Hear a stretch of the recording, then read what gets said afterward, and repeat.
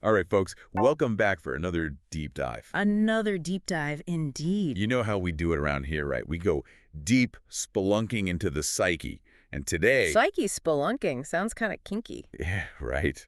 Well, today's subject is none other than the queen of magical contradictions herself, J.K. Rowling. Oh, the contradictions, the paradoxes. She's a walking, talking enigma, a left-leaning liberal. Self-proclaimed. Self-proclaimed, yes. Who also seems to have some, shall we say, interesting views? Interesting is one word for it. On trans folks? To put it lightly. To put it very lightly. So we've got this tweet of hers from November 2024 where she's practically screaming, "I'm a liberal." From the rooftops. From the rooftops, you got it. With a megaphone. But then we've also got this timeline from the week, which is basically a laundry list of all the times she's... Put her foot in her mouth. Yeah, let's go with that. Repeatedly. So how do we square these two seemingly contradictory sides of JK? How do we reconcile the liberal warrior with the... The T-A-R... Whoa, okay, let's maybe ease up on the labels for now. Fair enough, fair enough. But you get the idea, right? I do. So, like, what's the deal? Well, let's put on our metaphorical therapist hats, shall we? Yeah. Ooh, metaphorical therapist hat. And maybe grab a metaphorical blunt. Okay, now you're talking. Because this is going to require some serious mental gymnastics. Dude, you read my mind. Great minds think alike, or something like that. Or maybe just really high minds. That too. Okay, so back to the tweet. The infamous tweet. Right, she's so adamant about not being an ideologue. Vehemently denies it. But at the same time... She's practically screaming her political identity. It's like she's trying to convince us, or maybe even herself. It's like she's got this massive defense mechanism up, right? Ooh, defense mechanism, go on. Like, don't box me in, man. I'm a free spirit.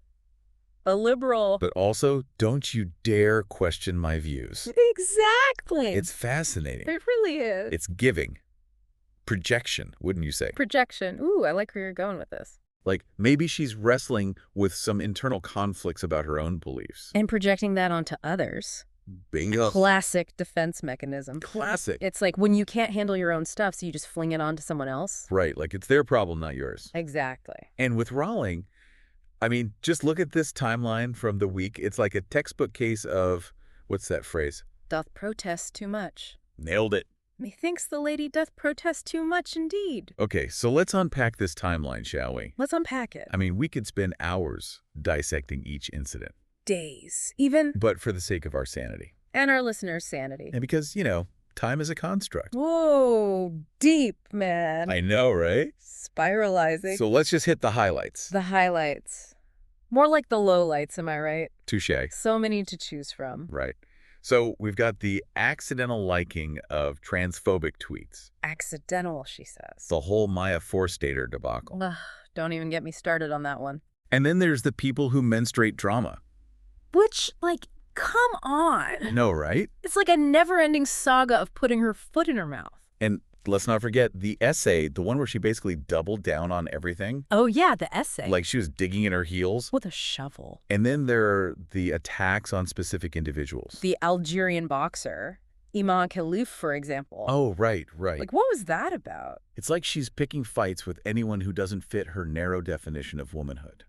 And that right there, my friend, is the crux of it. Go on. Elaborate. This rigid, almost obsessive need to define womanhood on her own terms. Okay, I'm listening. It's like she's built this fortress around her own understanding of what it means to be a woman. Fortress of womanhood. And anyone who tries to cross the drawbridge gets attacked. Metaphorically speaking, of course. Of course.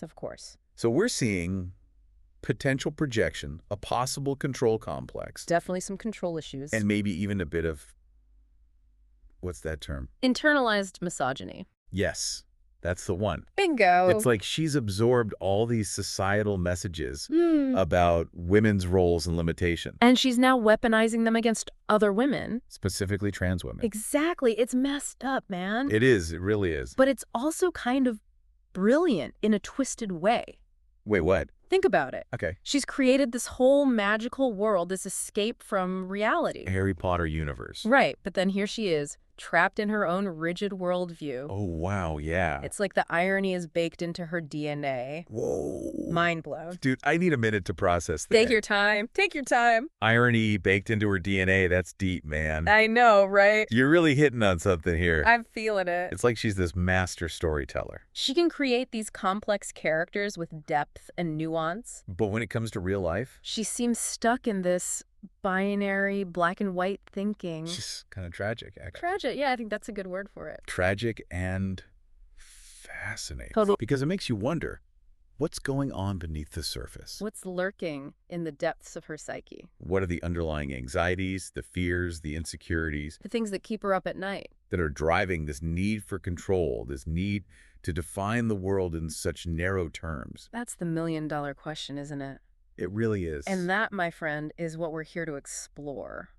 So buckle up. Because this deep dive, It's about to get, even deeper. and possibly a little weirder. You ready? Born ready, hit me with your best shot. All right, let's do it. What's next on our psychological scavenger hunt? Let's pick a couple of those timeline incidents, shall we? Ooh, yes. Let's get specific. Ones that really showcase these potential complexes in action. Lay it on me. And maybe, just maybe, we'll start to unravel the enigma that is J.K. Rowling. The enigma indeed. The mystery wrapped in a riddle inside an enigma. Whoa, you really went there. I did, didn't I? All right, let's dive in. Let's do it. All right, so let's rewind a bit. Rewind. I like it, like an old VHS tape. Yeah, exactly. Back to that incident with the Algerian boxer Amoni Khalif. Oh, yeah, her, right. Remember that whole thing? Vaguely. Well, Rowling basically accused her of being a man just because... Because she knocked out her opponent? Right. Like, how dare a woman be strong and powerful? Right. Talk about a knockout punch of bad judgment, am I right? Oh, yeah, that was a real doozy. It's like she saw a powerful woman and her brain just like short-circuited. Yeah. Couldn't handle it. Yep. Had to find a way to diminish her, make her less threatening. Less of a woman in her eyes. Exactly. And how did she do that? By reducing her entire identity. To her physical appearance. Right, to her perceived masculinity. Ugh, so reductive. It's textbook dehumanization, stripping away someone's individuality and agency. Just because. All because they don't fit neatly into her predefined box of womanhood. That tiny little box. Right, it's like, come on, lady, expand your horizons. So we're seeing that control complex rearing its ugly head again. Oh, absolutely. But there's also this element of fear, right? I fear. Like she's threatened by powerful women. Ooh, I like that. Women who challenge the status quo. Who don't conform to traditional gender norms. Bingo. And it makes you wonder, where does this fear come from? Right. What's the root of it all? Is it societal conditioning? Personal experiences? Nature versus nurture, the classic debate. I mean, we know she's talked about being a survivor of domestic abuse. Oh, right. Yeah. And that can definitely have a profound impact on how you view power dynamics. Especially between men and women. Exactly. Whoa. Yeah, that's a really good point. Trauma can totally warp your perception of the world. Make you see threats everywhere. Even where they don't exist. Like your fight or flight response is permanently stuck on high alert. Exactly. And when you're constantly on edge, Feeling like you have to defend yourself. it can lead to this. Hypervigilance. Hypervigilance, okay. This need to control everything and everyone around you. Like you're trying to create a bubble of safety. A world where you can dictate the rules and eliminate any potential threats. Interesting. Right. Okay, I'm starting to see the connections here. Me too. The control complex, the fear of powerful women, the rigid definition of womanhood. It's all coming together. It's all starting to make a kind of twisted sense. A twisted sense? Yeah, I like that. But it's still so baffling. Baffling is a good word for it. I mean, this is J.K. Rowling we're talking about. The woman who created Hermione Granger. Right. How can someone who wrote such strong, independent female characters... And have such a limited view of women in real life? It's mind-boggling. Ah, the million-dollar question, right? There really is. The dissonance is astounding. Astounding, yeah. And it gets even weirder when you consider that incident where she compared transitioning to conversion therapy. Ugh, don't even get me started on that one. I know, right? Talk about offensive and just plain ignorant. It's like she completely missed the point. Holy. Right. Transitioning is about aligning your physical self with your internal identity. Conversion therapy is about trying to force someone to change who they are at their core. Exactly. The two couldn't be more different. And yet, she equates them. It's mind-blowing. It goes back to that binary thinking we were talking about before. The black and white, no shades of gray. It's like she can only comprehend gender in these rigid black and white terms. No room for nuance. No understanding of the spectrum of human experience. And it's interesting because her books are full of magical beings. Right. Creatures that defy traditional category. Werewolves, giants, house elves, centaurs. Exactly. It's like she can embrace the fluidity of identity in her fantasy world. But in the real world. She clings to these rigid definitions. Mind. Blonde. It's like her imagination is this boundless playground. But her worldview is this tiny, tightly controlled sandbox. And maybe, just maybe, that's the key to understanding her complexes. Go on, I'm intrigued. This disconnect between her creative genius and her personal beliefs. Ooh. It's like she's split in two, and those two halves are constantly at war with each other. Whoa, dude, that's profound. Right. A war within herself. The brilliant storyteller versus the rigid ideologue. No wonder she's so conflicted. Right. It's like this internal battle raging within her. Okay, we've been deep diving into these specific incidents. Yeah. But what about the bigger picture? The bigger picture. Like, what does all this say about her legacy? Her legacy, that's a big one. Can we still enjoy her books knowing what we know about her views? The age-old question. Separating the art from the artist. Right. And it's a tough one, no doubt. It really is. I mean, we can acknowledge the harm her words have caused, stand in solidarity with the trans community, Absolutely. and still appreciate the magic she created. It's complicated. It's a messy, complicated situation. No easy answers. What do you think? Can you separate the two?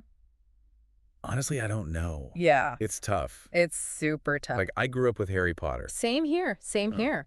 Those books, they were my childhood. A whole generation basically raised on those books. But now it's hard not to see them through a different lens. A more critical lens. Yeah. You know, it's like finding out your favorite uncle is Yeah. well, you know. A bit of a bigot. Yeah, let's go with that. It's that cognitive dissonance thing. Cognitive dissonance, right? You got these cherished memories, these positive associations. And then, bam, reality hits you with a dose of yikes. It's a real bummer. It makes you question everything. Everything you thought you knew.